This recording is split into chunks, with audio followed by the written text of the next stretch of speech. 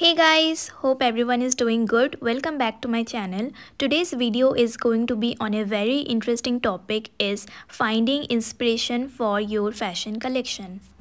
I shall be showing you a very interesting thing, a very useful thing, especially for the beginners, which is mind mapping. Now, this is useful to come across your inspiration, to use different terms and to break it down further so that all our ideas are very clear and we have a perfect and clear picture in front of us so that it can guide us further. So stay with me for the rest of the video, watch it till end and all your doubts regarding inspiration will be clear. And a special mention to RESCRIPT brand. They are creating this amazing sustainable products, so I shall be mentioning the links in the description box. You can go and check out all their range of products on their website. Okay, so coming to the inspiration board, you can see I have these pictures.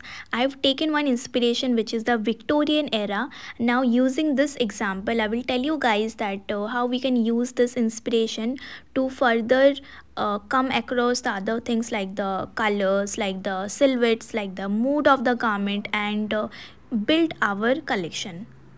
Remember that inspiration is the first thing, guys. Whenever you make any collection, inspiration has to be the first thing which will come to your mind. So it can be literally anything. You can choose any random thing and we have to use that term, that inspiration, and decode it, like how are we going to use it in our collection so that we can tell that our collection is inspired from that particular name, particular thing. It can be anything, guys. It can be any natural element, it can be a certain era, like which I have chosen here, the Victorian era. So I'm inspired from this era and I will try to create something inspired from this picture, so which is my inspiration board.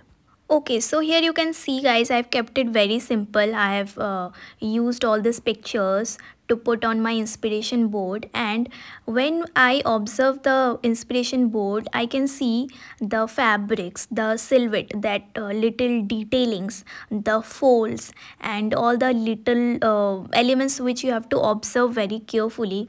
So inspiration has to be something which inspires you. So here these things which I really love, I want to work on my collection and I have to be inspired from this little details. Also I can put my own elements to it and give my own signature touch. So here, coming to this method, mind mapping, this is a very useful method and we can use it to decode our term. If I'm inspired from this Victorian era, so this is my inspiration term.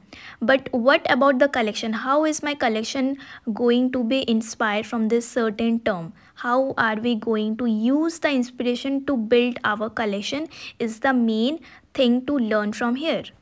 So it's always better to start by writing notes, and you can start with the main term, with that one term which is your main inspiration. So I've written here, guys, the Victorian era, and I'm using this arrows and I will try to decode that term and bring out the other elements which are hidden inside it. Like if I think of Victorian era, which are the elements coming to my mind? First of all, it's the silhouette. Victorian era is very popular for the silhouette and the outline. We can also call it the shape or the outline of the garment. So you can use terms which you are comfortable with for your own understanding. Remember, this is like a rough work, like your own work which you are going to refer. So don't worry about any other thing. This is totally your personal work, and keep on adding terms which you can totally relate with. Also observe your inspiration properly and write down the terms. Like here I'm giving you some examples, guys. You can use this or you can use your own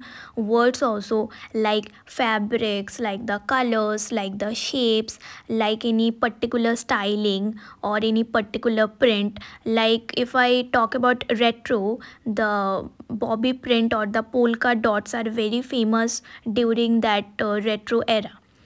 So certain era has their own signature style, so those can also be mentioned here so that you can come across all your ideas and the inspiration becomes totally clear to you.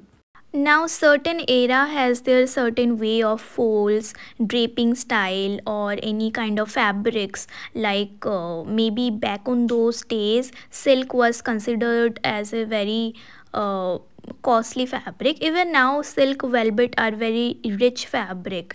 And coming to the colors, you can also write down the colors, that what colors are you going to use. So colors are again a very important thing which can be from that inspiration.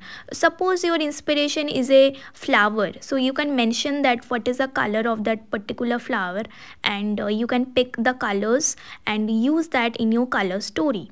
So here if I look at these pictures which I have chosen, I've kept the colors as a very like on a gray scale. I have not chosen any kind of bright colors. So by looking at my inspiration only, I'm a little bit clear with my colors. Also guys, during a certain era, specific print or maybe texture can also be possible, or if it's like a natural element or maybe any man-made element also, it can have a certain texture to it. So you can interpret that texture from your inspiration and bring it to your garment to depict that inspiration. So here guys, when you look at your inspiration and understand every detail very carefully, it becomes very easy working with your inspiration and finally putting that in your garment.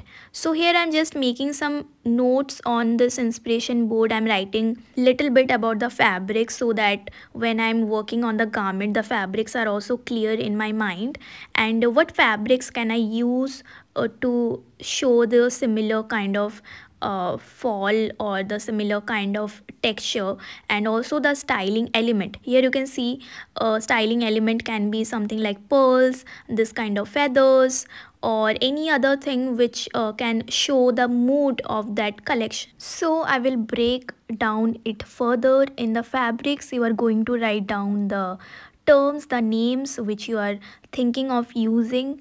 So here guys, it's not very fixed, you can change it later also, but when you write down everything properly, the idea becomes very clear to you, and maybe you can choose like 2 to 3 fabrics from here so that it can be according to your inspiration, or getting inspired from that certain style of the folds or the pleats which were popular during those time, and adding the styling elements which can be used on the garment for like an embroidery style or any kind of surface ornamentation, or it can be used as an accessory for styling the whole attire. Coming to the color story, color board, again it's very important. We also make a different color board in our file, in our design process.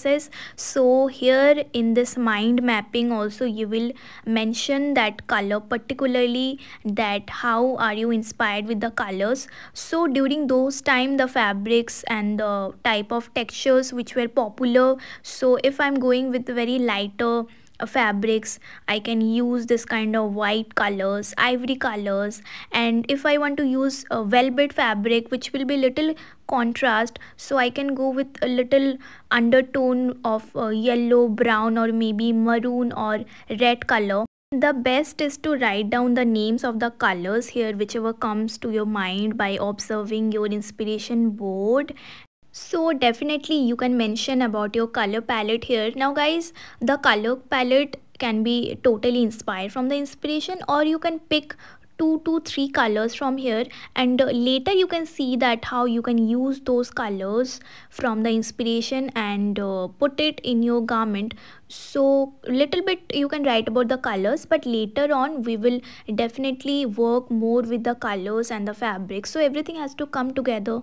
Lastly, here in the silhouette I am adding the ball gown, the corset, which are the main highlights, and also adding a specific print or texture to create this volume. You can see that the main highlight can also be the volume, adding textures, adding layers of fabrics, adding this kind of little crumpling effect with lots of fabrics, so that it can give this nice pleats, this nice folds. So this particular image, you can see the fabric, it's adding a lot of volume, so that can definitely come under your texture. One more important thing you can do here guys is writing down little notes. You already have all the important things, all the important data in front of you. So lastly, few things you can consider is the season, that for which kind of season you want to create this collection, or for which kind of client you want to create the collection, or if it's like a party wear, if it's like a regular wear, night wear, day wear. So many things come into the picture when you are working on a collection. So it's not just about taking inspiration, making anything, but these things are also important when we are working in the market, when we are working to sell the garment.